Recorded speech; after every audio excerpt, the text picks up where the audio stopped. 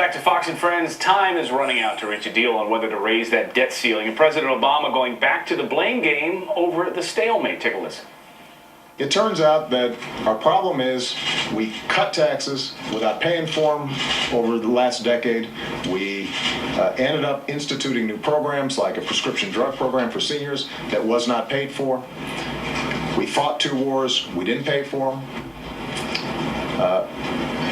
We had a bad recession that required a Recovery Act and stimulus spending and helping states, and all that accumulated, and there's interest on top of that. Is he blaming your former boss, Mr. Karl Rove? Yeah, is that fair? Yeah, look, first, taxes went up after taxes were cut in 2001, and a quarter of Democrats incidentally voted for those tax cuts. The choice on the prescription drug benefit was between a Democrat plan of $850 billion, not paid for, and a Republican plan that was 1/3 the cost of that was not paid for. And sure, we fought two wars and financed them through debt as we've historically done. I'd point out this president has continued to fight two wars without paying for them and increased discretionary domestic spending by 84% without paying for it. We have the largest deficits in history in gross terms, and the highest deficits as a percentage of GDP since World War II, and we haven't paid for them. Our viewers just wanting fired up. We just did a talking point a few minutes ago about that 80%. The president yesterday at a press conference saying 80% of Americans want some tax increases. Exactly, not true. Not true. Absolutely not true. In fact, you'll notice the president has not spelled out what kind of tax increases he's in favor of, except to say that he wants to tax millionaires and billionaires, and six times during his news conference, corporate jets, which pays $3 billion when he is going to run up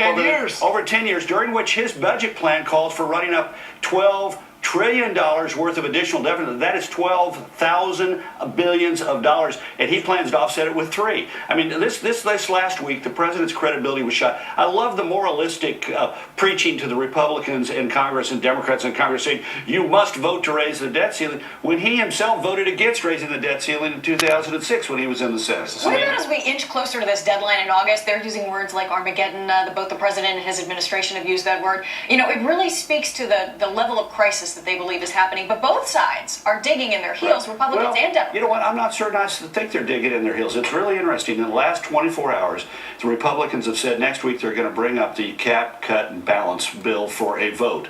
And the Democrats have said this is going nowhere. But I think this may be to sort of begin to do something in the House that allows them to move a measure. They're going to vote on this. The Democrats are going to vote against it. The Democrats are not going to take it up in the Senate. And that opens the way for the Republicans to come forward with something that says, let's take some of those spending cuts that everybody's agreed to, bundle them together with an increase in the debt ceiling that's smaller than the cuts, and send that to the Senate. And the president yesterday, for the first time, said, in essence, I'm willing to vote for something. I'm willing to sign something like that. Clayton, your friend Charles Krauthammer says the Republicans are being totally outmaneuvered, that the House Speaker appears disoriented. So who is winning the battle of public perception? Well, look, at the end of the day, the president always has a bigger megaphone. But at the end of the day, the president owns this problem. Whatever happens, he owns it. And if there is a solution to it, like the one I just outlined, he's going to be shown kicking and screaming coming to that resolution. I mean, remember, we spent 6 months with the president saying, I want a clean debt ceiling vote. Give me the increase in the debt ceiling with no offsetting spending cuts. Yesterday, in his news conference, he said that the third possibility is the worst of all. That is, we would raise the debt ceiling without seizing this historic opportunity to reduce spending. Why wasn't there that's what he outrage? spent 6 months trying to do. I had a couple of emails from viewers this morning saying, you got to ask Karl about this. Why wasn't there this kind of outrage when your boss was in there? Why weren't we hearing from the Republicans? We got to slash spending. I'll tell you why. Across the board. I'll tell you why. Presidents have historically raised the debt ceiling every year. Here's why. Because under Bush, the national debt, as the public debt, as a percentage of GDP was an average of about 30 mid-30s, down from 41 under Clinton, 44% under his father, slightly higher under Ronald Reagan. We were on a downward slope. The debt as of today is almost 70%. Public debt of the United States, almost 70% of GDP. What has happened over the last 2 years with this president and his spending patterns is extraordinary. We've had an explosion, 84% increase in discretionary domestic spending. Every bit of that increase paid for with red ink. I mean, we had 40 with debt. Yeah. And so what we've seen is a dramatic change. Look, the deficit has been going up and down, but in a jagged pattern moving downward. So, under this guy, it is going like this. You know, this is just one of the problems that the president is facing right now. Things, you know, we've seen, now we're hitching a ride on with Russia to get up to our, you know, to get to the space station. He hasn't agreed with some of his military commanders. I mean, there are just a ton of different things that have been happening recently, Yeah. making it more difficult for him, right? Well, every president has to operate in several different venues at one time. But the amazing thing is that the president on most of these things tends to be out of sync or behind. For example, we've known for years when the shuttle program was going to come to an end. The question was, what is the next step for America's space program? The administration is without a vision in that.